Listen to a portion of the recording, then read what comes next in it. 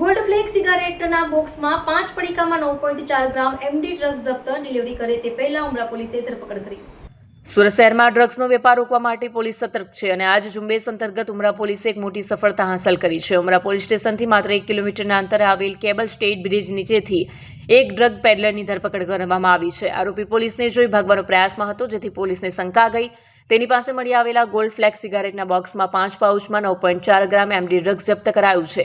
આરોપી ડિલિવરી કરી તે પહેલા તેની ધરપકડ કરાઈ છે, જેની બજાર કિંમત 90,400 ગણવામાં આવી છે.